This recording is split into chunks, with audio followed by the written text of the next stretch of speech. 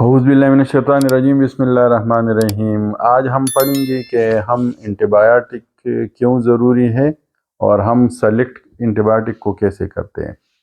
तो सबसे पहले जनरली सबको पता होता है कि एंटीबायोटिक्स क्या है। एंटीबायोटिक्स वो चीज़ें होती है, वो दवाइयाँ होती है जो कि बैक्टीरिया को मारती है या बैक्टीरिया की जो ग्रोथ है उसको रोकती है। ठीक है जी।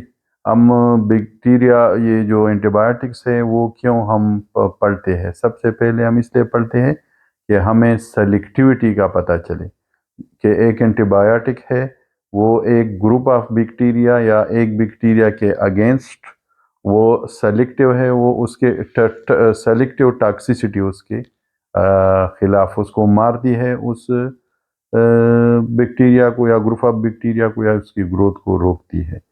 तो ये जो डिसइंफेक्टेंट होते हैं ना वो सेलेक्टिव नहीं होते। इसके अलावा सेलेक्टिविटी जो है ना उसमें वेरिएशन बहुत है। जितनी ज़्यादा सेलेक्टिविटी ज़्यादा होती है उतनी ही टॉक्सिसिटी कम होती है। एक और टर्म यूज़ होता है therapeutic index. Therapeutic index basically comparison है the quantitative measurement of the relative safety of the drug.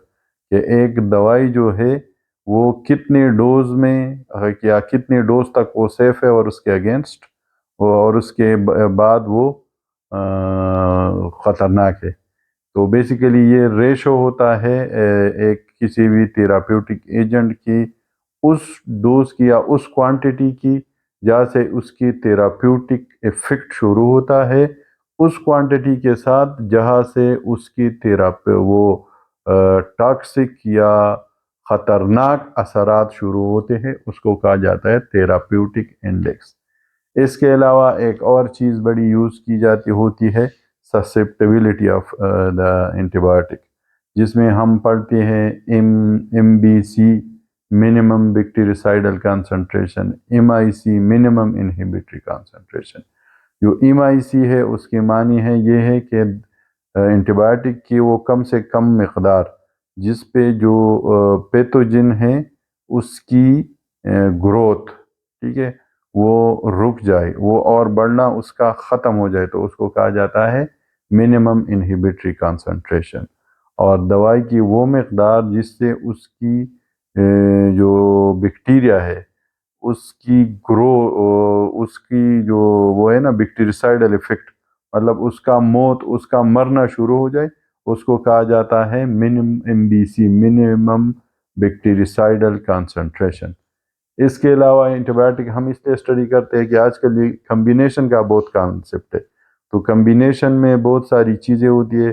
For example ये है कि एक जो एजेंट है ना थेराप्यूटिक एजेंट, उसकी एंटीबायोटिक उसका वो है एंटी बैक्टीरियल एक्टिविटी है, लेकिन चूँकि वो बैक्टीरिया उसके खिलाफ रेजिस्टेंस डेवलप कर रहा है, तो रेजिस्टेंस को ख़त्म करने के लिए कोई एक नॉन एंटी बैक्टीरियल चीज़ जो है ना वो कंबाइन कर लेते हैं ताकि इफ़ेक्ट जो है वो ज़्यादा हो जाए।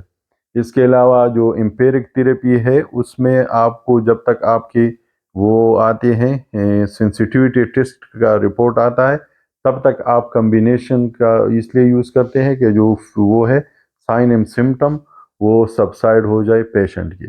इसके अलावा जो ये कम्बिनेशन है उन्हें इसलिए इस्तेमाल किया जाता है कि जो उसमें साइनर्जिज्म आता है। साइनर्जिज्म फार्मास्यूटिकल में या थेराप्यूटिक्स में या एंटीबैक्टीरियल में उस इफ़ेक्ट को कहा जाता है कि जो दो दवाइयों के मिलाने का इफ़ेक्ट है वो उनके individual effect, sum of individual effect से बेहतर होता है या ज़्यादा होता है।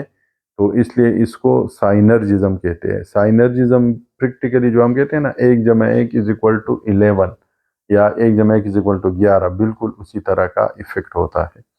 इसके अलावा जो एंटीबायोटिक है ना वो हम इसलिए इस्तेमाल करते हैं कि वो जो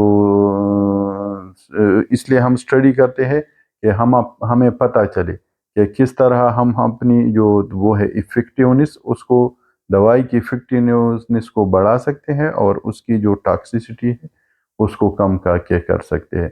एंटीबायोटिक का टर्म्स हमेशा यूज़ होता है वो उन दवाइयों के लिए जिनका ओरिजिन जो है وہ بایولوجیکل اوریجن کا ہو. جو کیمو تھراپیوٹک کا لفظ استعمال کیا جاتا ہے وہ ان اینٹی بیکٹیریل وغیرہ کے لیے استعمال کیا جاتا ہے جن کا اوریجن جو ہے وہ سینتھیٹک ہو. جزاک اللہ خیر.